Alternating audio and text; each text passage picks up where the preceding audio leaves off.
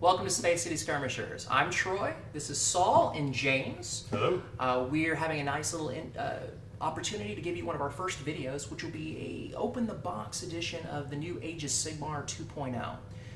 Both Saul and James have not had the opportunity to look to see what's in the box or in the GHB or anything like that. I have been fortunate enough to have a little sneak peek ahead of time. As such, I'll be getting their first impressions and answering any questions they have with the hope that maybe these will be the questions that you have too, and hopefully we can help you out there. So why don't we get started and look what's in the box? Sure. Yeah, I purposely have not looked at any of the new Sigmar stuff, just because I've been wanting to wait until we bust it open, then I kind of just get a feel for it all at once. So I purposely have not looked at any of the new rules. I've been playing Sigmar pretty much since the game started, so definitely curious to see what the game is going to develop into and what's new. And I'm sure, from what I can tell, it seems like a lot has changed in the game, and hopefully adding some more depth and just expanding the game even more. So it's incredibly promising from what I've seen, so it'll be really interesting. But I think it's very interesting that you had that patience to not look under the Christmas tree, so to speak. Right. Yeah, absolutely. So I have to confess, I totally looked under the Christmas tree. I've been playing since Caradron Overlords came out, so around the 2016-2017 period. And I'm kind of eager to see what they've done to them, because let's just say the last edition hasn't been too kind to us. So I'm looking forward to seeing what's happened in this, and I'm trying to go into it. Sure. And the thing about Sigmar is the game is still, very much evolving. It's still, I feel like the game, when it originally came out, it was probably a little bit too rushed by Games Workshop. Yeah. When the game first came out, they didn't no really points, they didn't have really a lot of cohesion, and a lot of things were just very fluid with the game. So I think that made the game struggle a little bit coming out of the gate. People were really reticent to change over from what they'd known fantasy. Yeah, especially old school, 40K players and all that were, like you said, hesitant to get into the game. So hopefully, with this release, they've ironed out a lot of stuff and made some stuff maybe more clear and more cohesive. And I've definitely seen a lot more interest from in the community pages for people who weren't playing Age of Sigmar, whether they'd played fantasy before and they're just kind of reluctant to jump into it.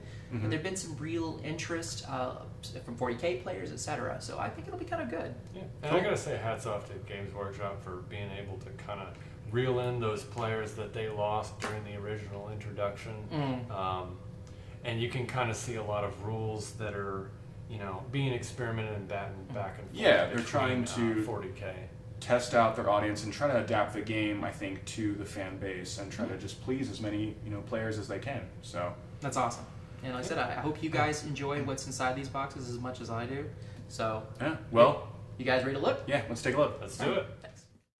This is absolutely the new starter set. It's a wonderful thing. It comes with not only the rule book, it's a beautiful box. It's $160 US, and it's got the new rule book in it. It has Nighthaunt models and Stormcast Eternals, both the new factions that we'll be seeing codices for, or battle tomes, in the next week.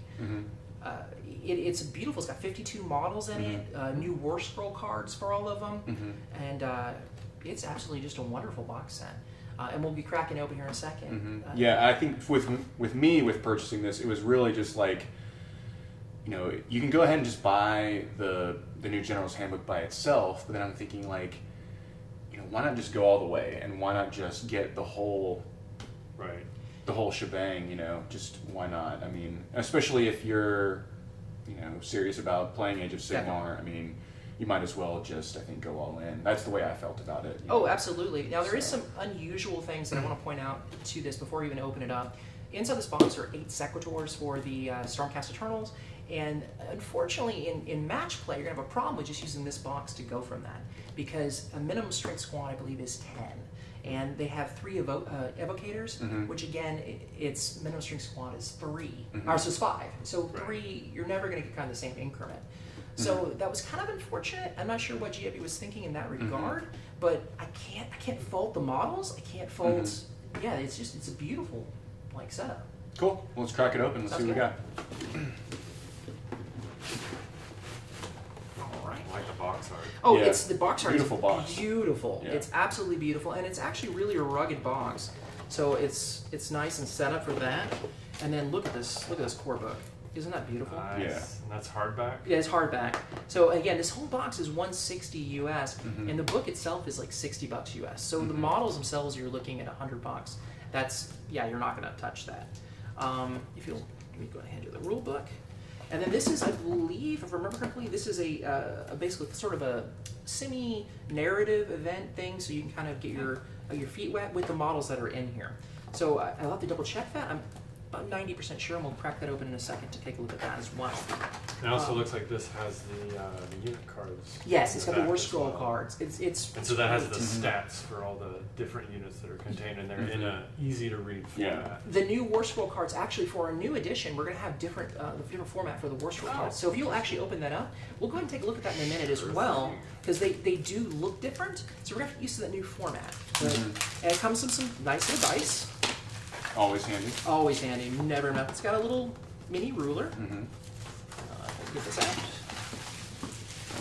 And it doesn't like come out of the box. But it's actually a little more durable than usual. I used to use that really chintzy plastic. This one's a little better.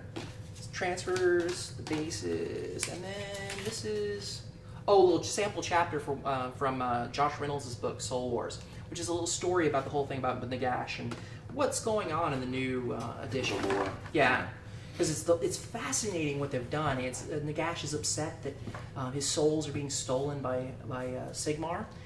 So he's just pissed, and that's kind of where we're at in the storyline. That's the other thing I think that might have turned some initial fans away is the lore aspect, because I know that's a big factor for a lot of players. So hopefully with the release of this and like the malign stuff, it's gonna really the malign portents. develop the lore aspect of it as well. Oh So. yeah, because before malign portents, the realms were not defined. We had no idea what they actually meant when they were talking about like how they were connected by the gates and such. But they have come out with the new maps and videos, and you can actually check that out on the Warhammer community page. They've got the malign portents videos, and they'll actually walk you through exactly how everything is connected. It's wonderful. Yeah, because historically speaking, Games Workshop has kind of moved the plot along very, very, very slowly. Yeah. If you think in the 40K world, the Emperor has been near death indefinitely. And of course, with we can see the plot moving forward with end times, and then basically kind of the rebooting of the world. And then within that new world, Age of Sigmar, you kind of see that new things are happening within this fictional world that we all know and love. Yeah, it makes it feel a little more organic, don't you think? Yeah. Yeah, a little more than it used to be. Like it was kind of sitting stagnant. I'm really enjoying it. I just didn't like just the world exploded and that was it. Now there's a little bit more to it. So, okay, the first model I'm pulling out of here, I'm just randomly grabbing things. This is the new Nighthawk Commander, and the name of him escapes me. It's the Knight of Shrouds on Ethereal Steed. It is a cool model, and I've seen it put it together, and I've seen some of the videos on painting it. Knight of Shrouds. Yeah, it is. It's really neat. It's actually the way GW even shows how to paint it in their own tutorial videos. It's really not that difficult, and they show you how to do it at a lower level and also a more difficult paint job. Nice. For beginners and advanced painters as well. Cool. So first impressions, James. What do you think? I'll give my take here. It seems very interesting. The format doesn't seem too crazy for the stack cards. If you've seen any of the battle tomes, they've got the little cross symbol with their 4 main stats, and a list of all their melee and range weapons, and then any special rules and keywords, of course, at the bottom. I love the detail on the miniatures. Games Workshop has really, stepped up their game and really kept up that level of quality that we've all come to expect to see. I mean, just the ethereal effects of the ghosts, the reapers, the stalkers. Yeah. Oh, don't forget the new technical paints that they came out with to help paint. Yeah, that's true. The like the soulstone colors. And It's what is the name of that classification? well, they're all classes is technicals. No, actually, the 2 new paints they came out with. One was for the green to give that ethereal ghost look, Right. and it's probably in the paint guide as well. And then the other one is a blue, which is for the shrouds, and it looks really neat. I'm more impressed with the green, but I'm not like like ashamed with the blue. But I did want to point something out. I probably wouldn't notice this at first glance, but on the cards for like the Stormcast Eternals, they've added a new keyword. It's like, you notice here it says sacrosanct. Okay. And I know it's incredibly difficult and impossible to see on the cameras unless you've got eagle vision. But so the new, all of the new Stormcast stuff is going to have different orders that they belong to, and that's going to give you some certain bonuses with the new battle plans Kind of like coming out. Space Marine chapters. That's Absolutely. just for the Stormcast? Just with Stormcast. So you're going to have different advantages depending on which order you belong to. So it's going to be kind of interesting to see that, because you can get, Stormcast are going to be developing into their own sub-faction, or sorry, I shouldn't say sub-faction, but overarching faction. So you'll have a bunch of those sub-factions, and each one is going to have bonuses and negatives that they're going to receive. Is that kind of like how the elves are in terms of you have like, you know, the Draconian, you have the Phoenix Temple, they're all kind of like split up A lot like sub-factions? that, Is that yeah. kind of the same thing? But it's actually more kind of like, almost like battalions. So you'll have, something will give you, if you're this particular order of Stormcast, and of course we don't have the battle tome yet to actually give you those information yet. But when, with that particular group, you'll get like pluses to charges or the such. It's really very interesting, because this militant order is much more like aggressive, so they'll get certain bonuses in that regard. And then like one of them is like, you know, much more magical, so they'll get bonuses to spellcasting. It's just really kind of interesting to see that. Okay. It's going to really make Stormcast a little bit more developed and a little more full. Well, they basically come across as like the flagship army of They Sigmar, if you definitely will. are. So it makes Yeah. sense that they would have something like that to make them stand out a little bit more and make them, you know, have a little bit more complexity, because they seem to be, like I said, the main emphasis army of the Sigmar kind of Oh, centers around. absolutely. I mean, just like in 40K, where it's, you know, everybody ran Space Marines, and it's like, oh, well, you've got Space Marines, I've got Space Marines. What's the difference between yours and mine? This just adds that extra little signature that you can Customize it even more. And it's not just a color scheme anymore. Exactly. Now it actually means something. It actually means something, and there's specific rules with it that make your army feel unique. It seems like they're trying to do that with several of the armies. If you look at like Flesh Eater Courts, you have the different delusions, so you can get a I different, was absolutely going to that different next. feel for the army. Yeah. Slanesh, you have the different, you know. The summonings for the different chaos gods. It's Yeah. just wonderful. Which we'll get Slanesh to in a has the second. different, I forget what it's called off the top of my head, but basically you can choose one of the 4 different kind of like allegiances. They can be pretenders, or I forget the other ones. But again, it just gives, it's like an army within the army. It gives it another and it gives you a little just diversity. customization Even though you level. have the models, you can actually play multiple different styles of games with the same models, and I love that. That's cool too. It kind of keeps it from getting stale. You don't get stuck into one pigeonhole. Mm-hmm. But along that line, I was actually mention something. Like Legion of Nagash came out, and Legion of Nagash is arguably written for this edition, as is Maggot Ken and Idaneth and the new Blood Sisters, for whatever the Cain. the more Daughters of Cain. Okay. Yeah, Daughters of Cain. So those 4 were actually arguably written for this edition and were in mind for this edition. So a lot of the rules you're going to see make sense for that. But I did think it was really interesting that they went from Legion of Nagash, which is arguably for this edition, and then they still released Nighthaunt. Like, as in they're it's nuanced and different than the rest of Death. Sure. So it's really kind of interesting to me. I'm really kind of intrigued what they're going for in this regard. Are we going to see a Flesh Eater Court book? Are we going to see a Death Rattle book? The other thing I think that needs to be seen is they need to, I think like the Elves, for example, definitely. and the Empire are both Sorely, two armies that are very like just kind of dismantled, it feels like right now, and it's kind of all over the place, and it's those are the 2 that I think need to be. I mean, there's no like codex for the elves at all in Sigmar. Right. No, only, I mean, the Daughters of Cain, and you have the Idanet, and I strongly suspect, and of course this is, you can take this as with a massive, like, freaking Boulder of salt. dead sea of salt, but I really wonder if they're going to be going to explain the other elves, because when they cut Slanesh open and all those souls spilled out, I wonder what happened. Are they going to bring? And they do reference. I will give you a little bit of a tip in the core book. They actually mention Orion again, which is, you know, the head of the Wanderers. So I'm wondering where that's going to go.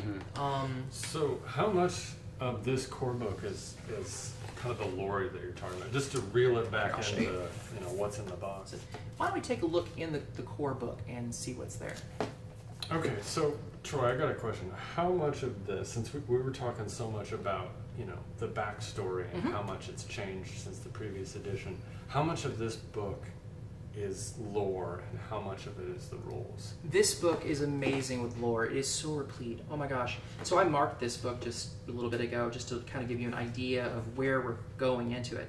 And this huge section that I'm holding here is all just fluff and wonderful pictures of both models from the different factions and artwork from the game. I mean, this beautiful, beautiful artwork that comes into it.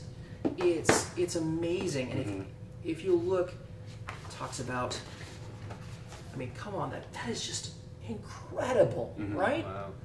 And so it talks. Where's that? Yeah, I know. And it talks about each of the different factions, order versus death. So it does do a faction by faction. Well, it looks like spotlight. Yes, kind of like where are they now? It's like Right. who's who or where are they now? Yeah. It's exactly what that is. And it's been very interesting what I've looked at. It's actually a catchy read. GW has definitely stepped up their fluffing, as we mentioned before. They really went into the fluff and made it diverse and just interesting. Which is what always had me with 40K is I love that whole dark, sci-fi. Well, I love the whole fantasy aspect of this, and I don't want to say it's dark fantasy, but it's fantasy. And it's just really incredible, and that's just so much beautiful fluff. Yeah, it looks like a good, at least over half of the book is. Oh, more than half. Yeah, we're looking at. It looks like a page 220. Yeah, that's 220 pages of the book. Yeah. I mean, come on, that's insane. That's some serious reading material for sure. Yeah, that'll give you a Keep nice you good occupied, read. Yeah. And then beyond that, they have a bunch of new rules, like they go to the introduction rules, plans, right? And the core rules. And of course, remember that they have it broken down by different types. You've got open play, narrative play, and match play, which we'll be doing another video to kind of go into what Age of Sigmar has in that kind of breakdown, sort of a how to do this, what things mean for the layman. But that'll be in a different video. So I got a question. Sure. So if you're just opening this box, you've never been involved in Age of Sigmar before, this might be a little bit daunting. It is. What portion of this book or these do you need just to play your first game, get models on the table, and start rolling dice? So with that in mind, you can also, I believe, on the website, they'll also have a very short rule snippet. And it's, again, about 8 pages worth of rules. Kind of thing. Right, it's about 8 pages worth of rules that really are important to know. But you can literally jump in this book, when you crack it open, go to page 226, and that will start you on your actual rules. And it breaks it down in the core rules section, what battle plans are, what war scrolls are, what armies are. This is kind of what it is. And then it goes into what the different rounds are and what they do. And then it goes Each a little phase, yeah. right, because there's been some new changes that I've been really very happy to see. Like, are you guys aware of the new shooting rules? Like, look out, sir. I've found, so the if I'm not mistaken, this is just not based on reading the rules. There's something that kind of protects heroes who are among troops. I tell you what, Similar before we to go that, before we go here, it's fine. Why don't we transition again and say, like, okay, now that we've looked through the core book, let's just take a few minutes and talk about some new rules. Okay, Sure. Let me Make it a make different sure. section. Let me look. Make sure there's nothing else in here that I need to look at. Okay. All right. We'll do that. So yeah, I mean, looks like a beautiful book. Just looking at it, I mean, that book alone is, I think, enough to entice someone maybe to get into the game. I think, I mean, once you start reading about the lore, looking at absolutely. all the beautiful artwork in there, definitely. I mean, to me, it looks like a great just foundation of in terms of the literature And I think, but we'll cover here in a second. We'll go into a little bit more detail, and I'll kind of answer some questions about any things that are changing from the system. Mind you, to bear with me. I have kind of, like I said, snuck a peek, but I am not as diverse. I am fallible. I am human, so you have to bear with me there. But You're less than human, actually. yeah, I am. I'm You're subhuman. I'm subhuman. More human I am than human. pond scum. But that's beside the point. So, do you guys want to go ahead and start cracking into that? Yeah, why don't we move on and talk about, just broad strokes, maybe what rules have changed since the last edition. Sure. Let's go to that. All right, so now we're going into what is different about this game. All right, let's start over. Okay. So now let's talk about rules. Yeah. What has changed? Broad strokes. Give Broad us strokes, again. okay. Us never. Me not knowing at all. I specifically have not read any of the new rule stuff. I'm totally in the dark. Right. So just give me broad strokes. Maybe what has changed. I want to make a quick disclaimer. This is, again, not going to be like a how to play Age of Sigmar video. Again, we'll do that video later on. So this is going to be more for people who actually understand Age of Sigmar 1.0 and coming to 2.0. Right. So please bear with us. If you're a little lost, hopefully you'll understand. Otherwise, wait for that next video. So I'm going to just break it down kind of by phases and kind of give you kind of a little idea. But if you guys have any questions, please ask away. The biggest change I've noticed in the new edition is command points. Okay. And for people who play 40K, you'll kind of have an idea of what command points are, but don't get lost in that as a commonality. Command points are going to be acquired through you can require them before the game starts by either having, for every 50 points that your army is below the cap. So if you're a 2,000 point game and you're at 1950, you get one command point. If you're at 1900, you get 2, etc. You also get a command point for every battalion you're running. So you Gnarl Root guys from Sylvanet, we're going to have 2 extra. It's great. So along that line, you don't have to use your command abilities every turn from your general, and you might be incentivized to not. And here's why I say that. You have to spend a command point to activate a command ability of any one of your heroes. I want to reiterate that. Any one of your heroes that has a command ability, not just your general. That's completely different from the past. So if you have like 6 heroes and like 3 command points, you can pick any 3 of those heroes. Now, could you pick the same guy and have him use multiple command points within a turn? As far as I understand, you can't use the same one twice. However, if you have 2 people, from what I understand, if they have the same one, you can use those both twice. Oh wow! That is what I've been explained to me. So you could use, say, Inspiring Presence on 2 different.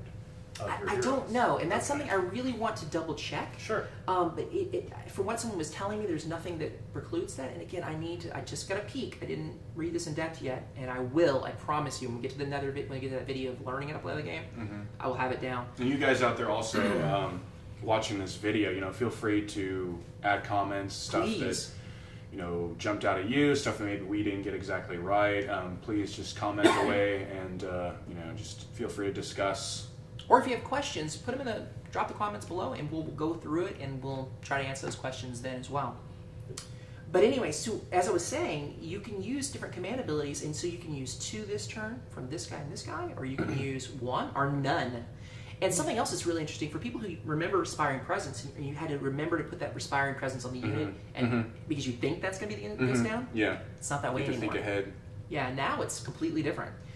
If after the fact, during your Battle Shock step, before you take a bravery test, if you pick a friendly unit within 6 inches of a friendly hero, or 12 inches from that, if that hero is your general, you can spin a command point, and boom, they have Inspiring Presence. No Battle Shock test for them. That is amazing.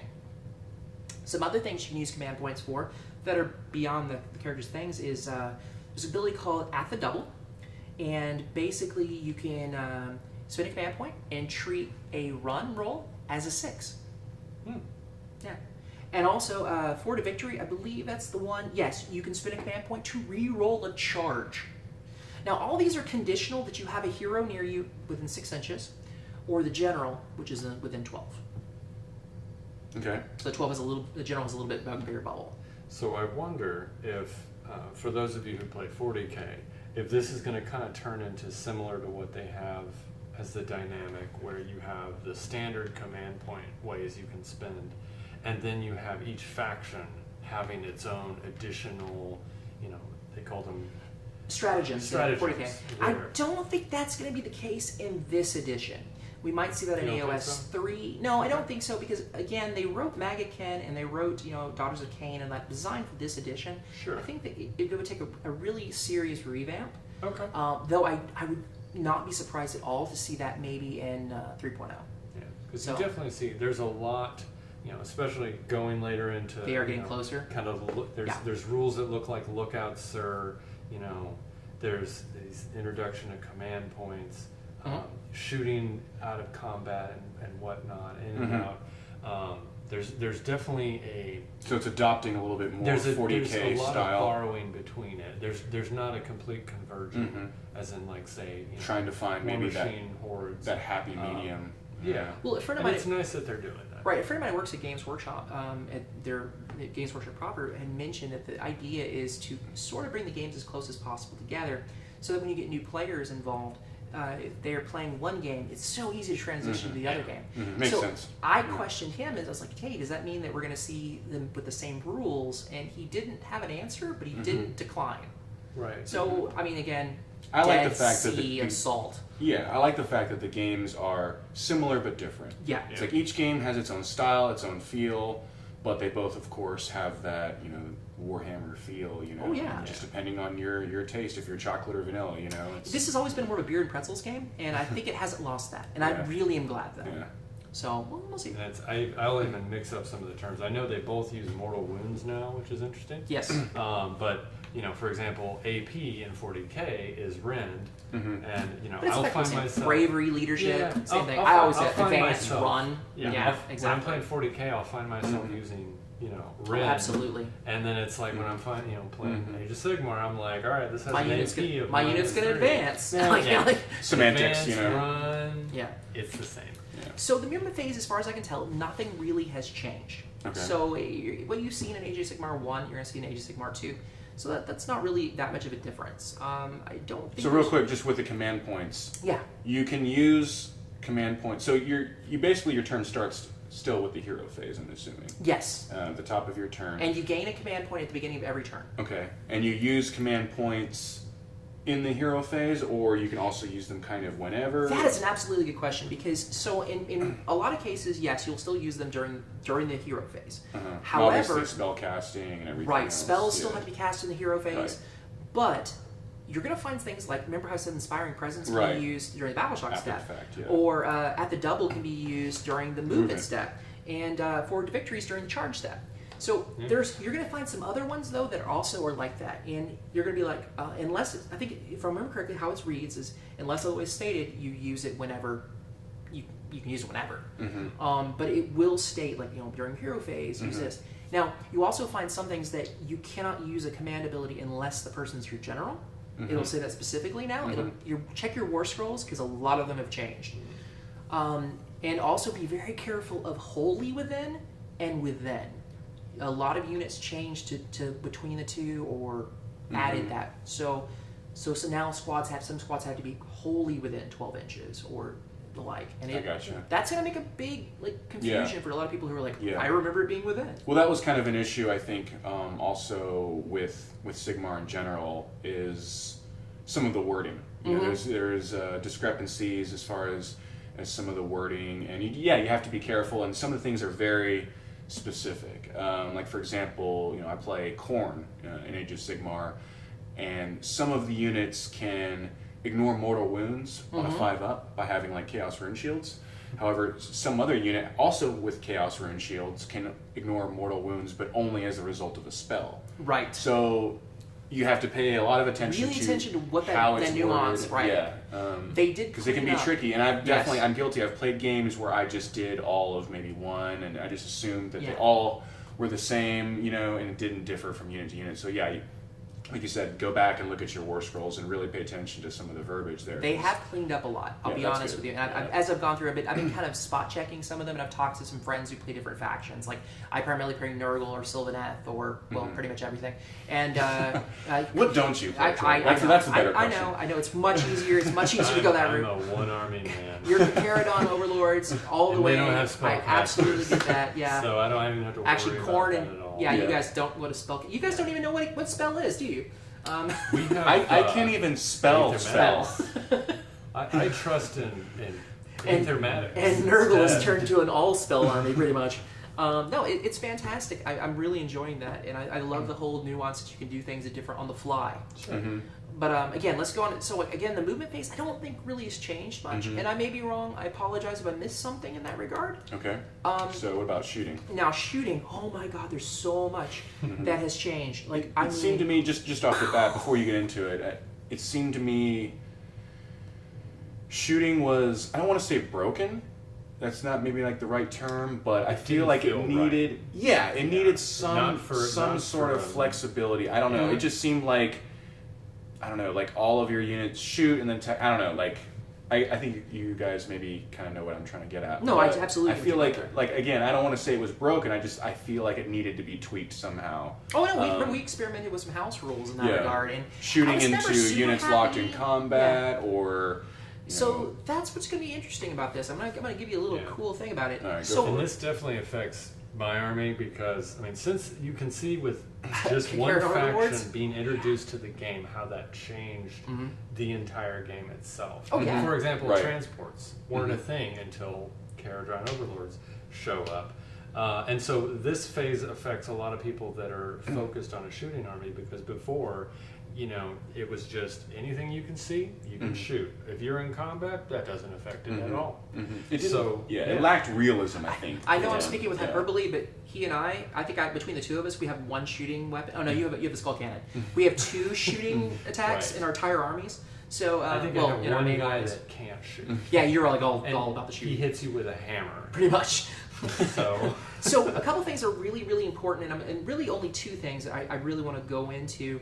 A big change you're going to see is that if a unit gets locked in melee, a shooting unit, they can only shoot the squad they're in melee with. Makes sense. I like that. It actually reads, a unit can shoot when it is within 3 inches of an enemy, but if it does so, it can only target enemy units that are within 3 inches of that shooting, with its shooting attacks. I mean, yeah, that makes perfect, like I said, more realistic based rules. I mean, makes sense that, a shooting unit that has enemy melee unit locked in with it, how could it aim at that guy over there. Shoot, another unit way over the map? It just doesn't make sense. Now, there's still no penalties for shooting into combat, just to give you an idea. So if these two units are locked in melee, I can still shoot in there, no penalty.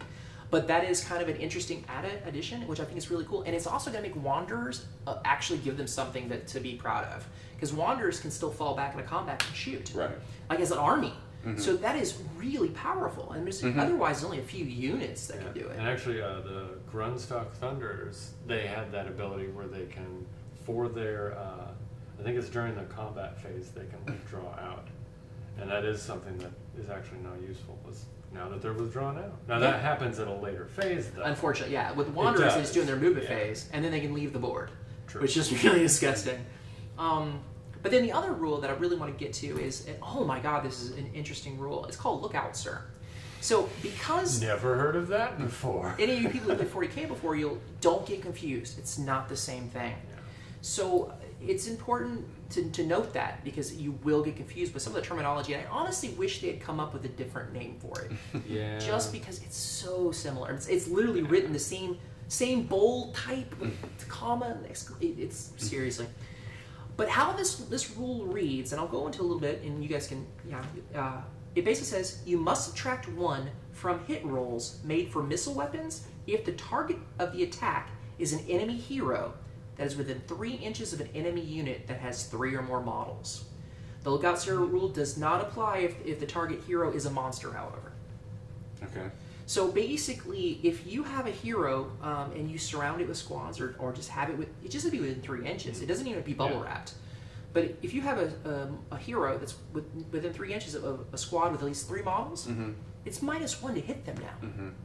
And they don't even have to be infantry. It's just any unit that has 3 models. Correct. First impression, I kind of like that. The reason being, it seems like not just in Sigmar games that I've played, but like tournaments where I've just like witnessed other players, like, they will shoot down their heroes turn 1. You don't even get a chance to use that hero at all. And with command points now being such a huge deal, it's already like an immediate letdown to somebody who, like, one of their main heroes, the main points of their army is just wiped out. They don't even have a chance to do anything about it, and like you can't that hero's useless and it's just a huge like blow to the rest of the game. So No, absolutely. I think first impression that might be a good thing. And this has always been a hero-centric game. Mm-hmm. And once again, going back to armies that are more shooty based like my own, it's really easy. How are you to feeling about this rule, James? Well, I mean, there's a lot of armies that have bonuses versus heroes. So it was almost like that's true. any hero has a target on their back because they're the core of the army. They boost morale. They give you extra attacks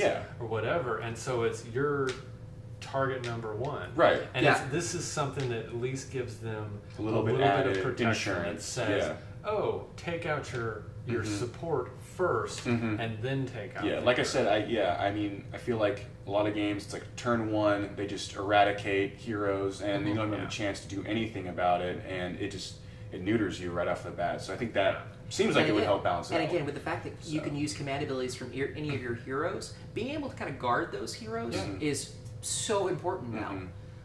Again, Stormcast, they can field so many beautiful heroes. So that'll be interesting to see. Okay. Nice. So, moving on. Yeah. The charge phase, nothing that I can see that has been changed. I'll be honest with you. I don't think Besides, you have an option now to re-roll with command ability. With command point, which is amazing. And if you're like, I don't like this. There you go. Yeah. That's really strong. I think it's going to make a big difference, especially for like destruction armies who have to get stuck in. And I'm assuming you can only re-roll a charge once. Yes, it's still rule of one. Despite other abilities that a unit I have not seen the rule of one in here, but I have been assured that it is still in existence. Yeah, that you can only you can only re-roll once. Correct. And we'll get back to how that's going to work in the blind sorceries later on, which is also interesting. So, and then we go to combat phase. I don't think there's anything really that's changed there either. What about piling in and all that? Is that 3-inch pile-in? Yeah. Okay. Does that happen? So when you charge, do you wait until it's your turn to activate to pile in, or do you? Correct. Just nothing's changed since last edition. Okay. Yeah. I know you don't know how to do charges with Karen on Overlords, but it's that thing. It's the thing we do to you, James. It does happen. It's the thing we do to you. There are some and you groan when we do it. That have hammers. That's true. They're not just for fixing things. Hammered in the morning. Exactly. Hammers have a wide variety of uses. Exactly. Battleshop step. Again, nothing really different there. Absolutely. I lied. There is a very, very, very important change, guys. So you know how when you place, when you're taking wounds on your models, you kind of can just, I want to choose it on him, etc. You can't split your units anymore. Well, you don't want to. You can. But if you split a unit, at the end of each turn, you must remove models from any of the units in your army that are split up into 2 or more groups until one group of models from the unit remains in play. So if you take wounds, let's say you have 5 guys who are lined up, and you decide you're going to take wounds on the middle guy. If that pulls them out of coherency, they're now considered 2 groups. So you have to pull 2 models to make one of those into a group. So you have to be super careful where you place your wounds now. So it's all about coherency. Coherency. So if you have a blob of units, it's okay to take them off of the edge. Yes. You're definitely going to pull them. But if you take them out of the middle such that they become... more than 1 inch apart? Yeah. Then the squad is broken. So if the squad is broken, you have to pull it becomes 2 separate units? So effectively, I say 2 separate units. It's 2 separate blobs. You have to remove one of them from the table, basically. One of the whole blobs? Whole blobs. Really? Yes. So you do not want to split your squad. Now, here's something else. There's some champions or some heroes that have the ability to slay a model, a particular model. That's going to be incredibly strong if played correctly. I see that happening a lot of the tournament circuit, where they pick out a particular model in the group and pull it, like the Gargant. Yeah. The Gargant can say, I'm shoving him in my stack. Sure. And then he kind of hopes that he can't. So does this mean it's almost like a Christmas light, where it's a string of Christmas lights? If you have your units marched one by one and they're exactly stretched out to the minimum, and somebody has a special ability that takes out your middle guy, yes, and does that mean half of your... You get to choose which half you keep. The player that owns those... Yes. That's crazy bonkers. And like again, I don't know about that. And then the Gargant, again, has the ability. I don't know how I feel about he that chooses either. a particular model, and he rolls a dice. As long as he gets higher than your wound total, he just shoves them in a sack. Yeah, I don't know about that. So he just split your squad. Now, mind you, the Gargant has a ton of other attacks, and he's got to wail on, and he's hopefully you're going to whittle them down. It seems like there's ways to counter that. I mean, if Sure, you there double is. line your guys, you make sure nobody is. It's just You can something interesting. double layer it, right? Yeah. I mean, like every Especially blob squads. I can say, going back to previous editions of, Warhammer and of 40K, where sometimes formation matters, sometimes it doesn't. In the older versions of Warhammer, it was all about rank and file. You got bonuses for how many ranks you got. In the original, when Age of Sigmar first came out, they threw that all out the window. There wasn't many abilities that had an area of effect, so it was okay to blob all your guys up and just shove them into battle. Right. And in 40K, you used to have templates where you lay down a plastic circle, and if your units were bunched up, that means more guys got hit. So Yeah. this is kind of having you have to think more about formation. It is strategic again. Yeah, it's going to be very interesting. I'm actually very interested. I play a lot of Putrid Blight Kings. It's one of my favorite units in the game. But they're a 5-man squad. I've got to be really careful which guys are dumping wounds on. Because what if you pull out the middle one? Those are expensive models for you to be losing 2 of. It's really effective. But yeah, that's going to be really interesting to see. I'm looking forward to seeing that on the tournament circuit.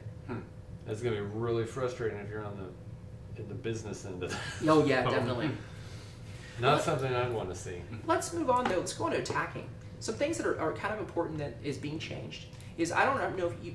So a lot of people kind of gloss over, and you'll find it in a lot of your private games or your game stores. You'll see that a lot of TOs and stuff have gone, or tournaments too, that we now measure from base to base. Well, now it's official, guys. It's base to base. It's no longer model to model. Because I don't know if you're absolutely aware of this, but the Archaon model, that gorgeous model of the dragon, he can't reach off of his own base. He's too big and can't reach other models. And this is something where people will commonly model for advantage. They might have their guy reaching the stick out as far as he will go, just so that he can get into combat a little quicker. Yep. So it's nice that there's a standard size of the bases that are included with the kit. So this other thing is Games Workshop has now officially said that your bases you base with what base you had with it. So they've officially basically said that it's okay you play on a square base, but they really strongly recommend you rebase to those circles. And they'll be releasing a recommended chart for what everything should be on, but it's not a hard and fast rule. So like the Plague Bearers that you started out on 28mm and now they're on 32s, you can still base your old ones on 28s. You don't have to change them over. There's nothing requiring you to do so. So that is GW's official word on the subject. So awesome, GW. Further along this lines, we are. Let's see. I don't really know anything else that's changed in that regard. No. Oh, triumphs. Triumphs is a new thing in this game, and I'm jumping a little ahead, and that's because it's kind of important. So triumphs are a new thing that, let's say that we go into a game and Saul, you have 2,000 points on the nose. If I have 999, I get a triumph because you have more points than me. So what a triumph is, it's a small little chart, and it's basically a 1 to 2, 3 to 4, 5 to 6, 3 options. They had that in the old version. Right, but it's part of the game now, and it's really amazing to see some of these things happen. It's always once per battle effects, like reroll hits, reroll wounds, or something like that. So it'll be kind of cool to see that used more often, more utilized, because I'm going to see people. I've seen most people kind of aim for that maximum point total, but now with 50 points lower gives you a command point. And so, question on that. Sure. The 50 points lower, giving you the command point, that doesn't count as spending points for the sake of triumph, correct? No. Your point value is 1950. Points, if you're at 1950 and your opponent's at 2,000, you are both getting a triumph and a command point. And a triumph. Yeah. So it's very strong. That is awesome. Yeah. So that's going to be really fun to see happen. They did, by the way, I'm not going to go into detail on the terrain rules because I think it's more of a thing that should be brought in later.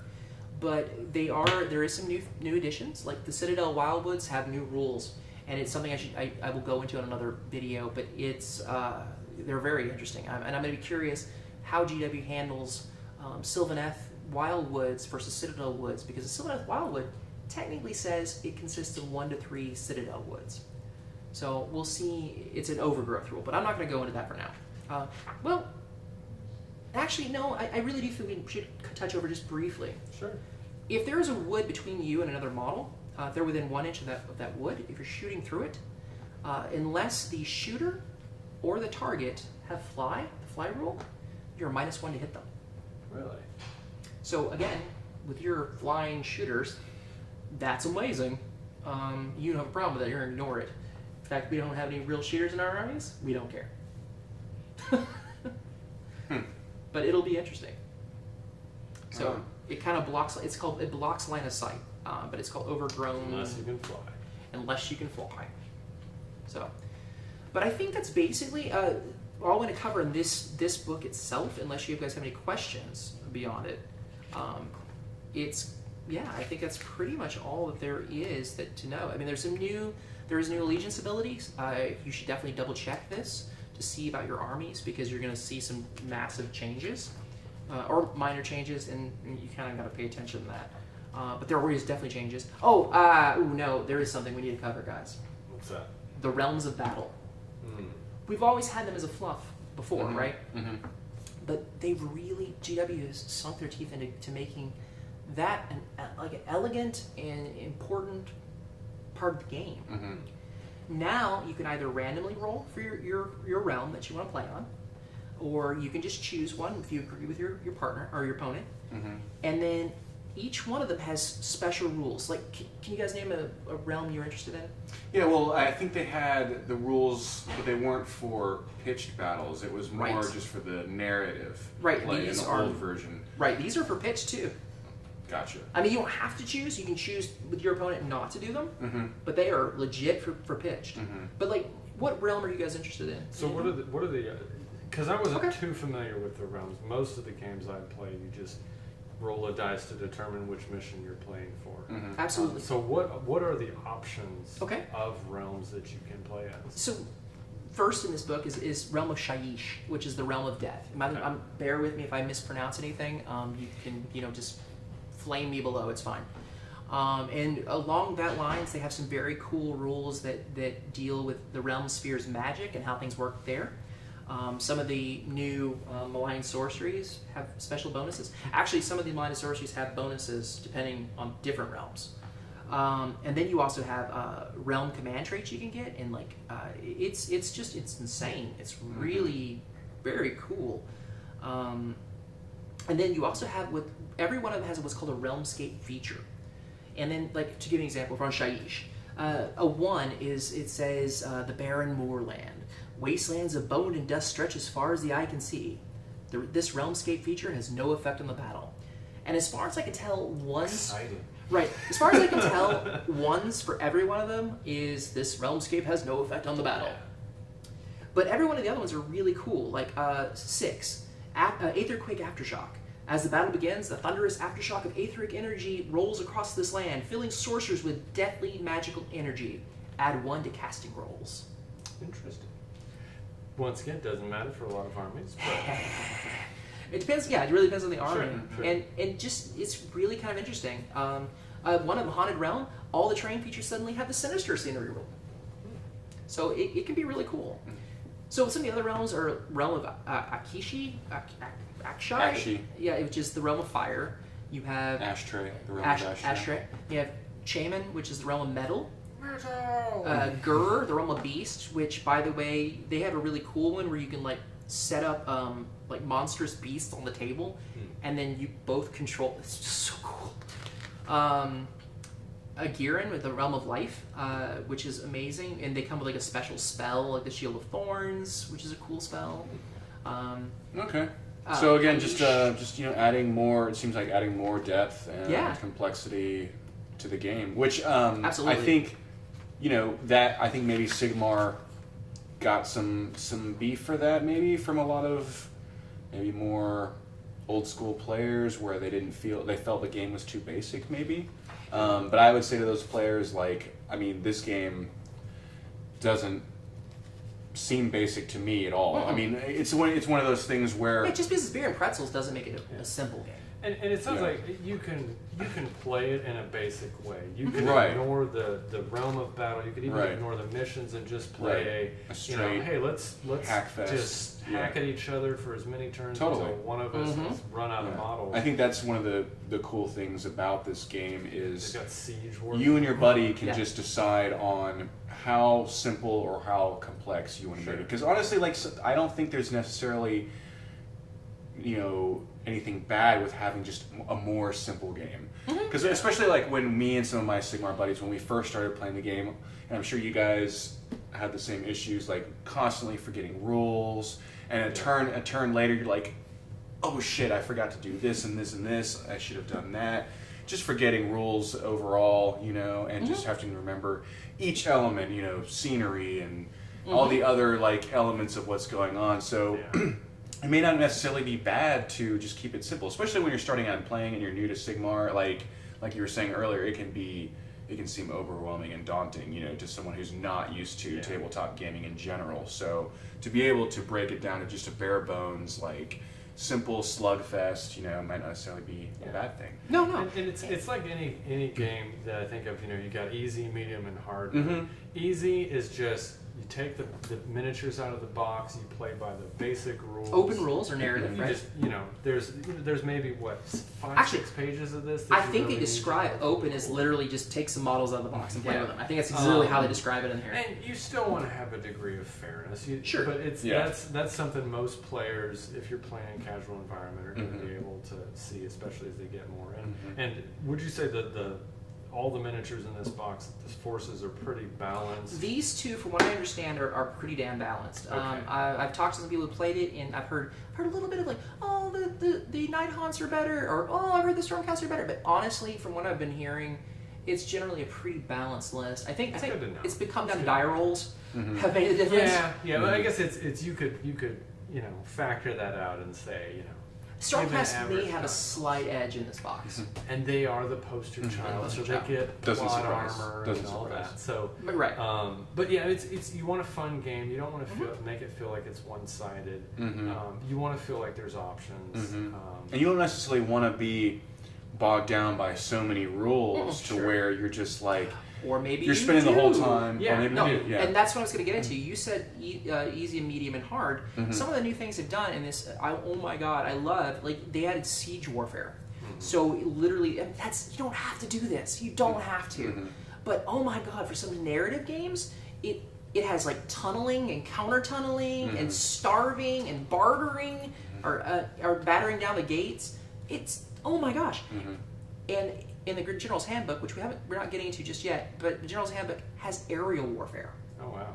You can fight an entire battle in the sky, or 2 tables, So- one the sky, one the ground. What I hope that GW will do is kind of come up with some game components, whether it's cards or something that kind of helps you remember all this stuff. If I'm playing a game and we're doing Realm of Battle, it's my first time playing that, I'm going to forget that there's a Realm of Battle. I'm forget that basically the terrain I'm on has a special effect. But And just also for setup. Start with basics and then just try to add an element. And I think that this is, don't become intimidated by, don't even become, if you're just like, I don't even want to know about the fluff. You only need about I 8 just- pages. That's about all you need. All you need to know is the shiny guys are the good guys, the ghost guys are the bad guys. Hey, But even that's a little misunderstood. debatable, So there's something for whatever level of the game you're looking for, and I think that's the kind of the takeaway that I see is they're offering new options, and that's the good game. for The the game players. is customizable, for you and whoever you're playing against to just enjoy Sure. it. Sure. So. I mean, I don't know how long you guys have been playing. I mean, I've been with playing GW products since like the late 80s. So I don't know if you ever played, either one of you played Warhammer Fantasy? The original Warhammer Yeah. Fantasy? Long time ago. My story is when Warhammer Fantasy first came out, I wanted to get into it. I started to get into it, couldn't really get enough fellow players, and I was younger and didn't really have a whole lot of money to spend That on it, was a big so problem for me. basically just fizzled out for me. But it was something that I always wanted to play, and that's really what brought me back into Sigmar. Was like when Sigmar came out, I was at a place where like hey, like I can afford this stuff now because I have an income. Yeah. And which may not necessarily be a good thing. It's Yeah. like, okay, now I have something to spend money on. But that was like what really, a lot of it was drawing me back into the game was like wanting to always have that desire to play the game. So Right. Well, I had a reason for asking this question is because there was a mode back in a game's type back in Warhammer Fantasy called Triumph and Treachery. Mm-hmm. And they brought it, I think it was in the 2017 GHB, I believe they had it as an alternate game mode in that book. Mm-hmm. But they actually have it in the core book for the new 2018 rules AOS 2.0. And I absolutely love this. This is one of my favorite game modes. It's a 4-player game mode, and it is full of backstabbing and conniving, and I recommend if you can get 3 of your buddies together. So stop right there, because Sure. I know in the 2017 they kind of introduced the idea of more than 2 players, because Yes. Warhammer had typically and traditionally in the past been a purely 2-player game. 40K as well, and so the idea of having multiple players on the battlefield, 3, 4, 5 or 6 people, if you did it as teams you could, but it was always clunky. So tell me this, have they kind of cleaned up the rules a little bit as far as having kind of a battle royale style game? Okay, so you're gonna find this very. I thought that was very interesting, and again, them bringing the Triumph and Treachery here was really kind of interesting. Well, very cool, because in the GHB 2018 they also add an Apocalypse version, and I use the Apocalypse version referencing the 40K large scale game. They actually have a large scale how to play it with multiplayers. It actually talks to you about how to do that and to take away a lot of the complexity and the bookkeeping. Sure. So it's something that we should cover at another point, but while I get unboxing of the GHB on its own. But it's incredible. It's absolutely. I read through it and I was like, ooh, I have to try this. But I want to get the base core rules down a little bit more firmly in my grasp. But yeah, they have cleaned up that whole if you want to play with your buddies, like a large group of buddies, and I think this is going to be the way to do it. It does cut out a lot of the riffraff rules. Yeah, because I know I tried, and you and I think have tried, a couple times to play some Sigmar games with multiple players, and like you said, it does feel kind of clunky, especially with the turns, like how the turns go, and like whose turn is after who, and things of that nature, Yes, and this one covers even though your spellcaster may have let's say 2 spells he can cast. So what it does now is all your spellcasters wizards can only cast 1 spell. Doesn't matter how many spells it can cast, but if you can cast 2 spells, you get +1 to the casting. So it just speeds it up, so you don't get bogged down with I have 17 spells to cast, so everyone has to wait. So I'll go take a smoke break. Yeah, exactly. I'm gonna cast. This guy casts a spell, then this guy casts a spell, and you cast a spell, and you all get spells. But you only get 1. So I really enjoyed the look of that, and I want to get a little bit more involved in this and try out some more on like one-on-ones. But I want to go to Triumph and Treachery, and then I want to start getting into some of the larger scale game and see how it really flows when you actually do it. So it'll be really interesting to see how that goes. Cool. But essentially, you guys have any questions about the core book? I mean, all I gotta say is, from what I've seen, I think overall it seems like there's been some really good positive changes. Just looking at this, first impressions, I think there's some beautiful literature here. It looks like Games Workshop really took their time and really put some effort into this.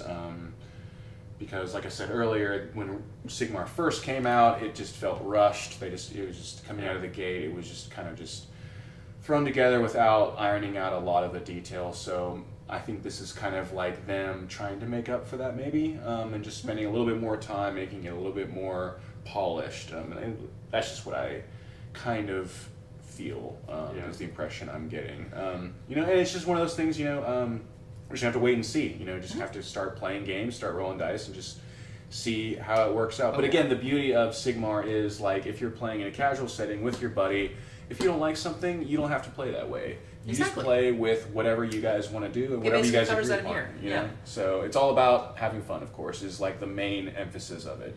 So.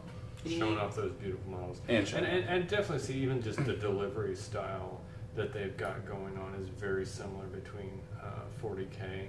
And I would say definitely if you're looking between Age of Sigmar and 40K, looking for the simpler, more approachable game, I would definitely recommend Age of Sigmar over 40K.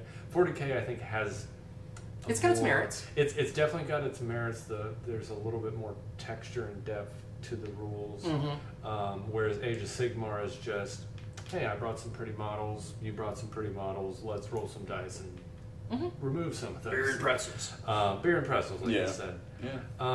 But I think it seems like they're refining it enough to where, there could be more of a tournament scene. Yeah, like a little more developed tournament scene, I should say. So if not you're one army that keeps dominating. And that's the thing that's going to be fleshed out in the coming months, I think, as people, anytime there's a flux in the rules, anytime there's a flux in the rules of any kind of strategy game, whether it's X-Wing or 40K or Armada or something like that, there's always that readjustment period of the meta of the environment. So we have yet to see how this will affect the meta. That's definitely how true. It's a lot has changed around heroes, and Warhammer's had some criticism about it being a game of it's all about the heroes. So this is more of a making it more about the heroes, but the hero needs their supporting army. It's just good to see that Games Workshop is trying to make strides to just adapt the game to they're combining things that they've learned in their other products. Oh yeah, definitely. And I'm very optimistic about the game. I think this is going to be a wonderful addition, and I am looking forward to so many games, especially kicking the crap out of both of you guys. I'm not looking forward to that. So I definitely feel like we went over a lot of the stuff here, went over the core book in some pretty good detail, talked about the rules. So thank you guys for watching. Again, thank you. Please post comments of rules, things you guys have noticed that we failed to mention, because we could probably sit here and talk way more time than you probably want to pay attention to. Hear our voices. Feel free to drop us some comments, questions, anything like that. And if you enjoy this video, what do we got next, Troy? Oh yeah, we're going to cover malign sorceries in our next video, so please stay tuned and check it out. All right. Thanks Thanks for watching. from SpaceCity Skirmishers.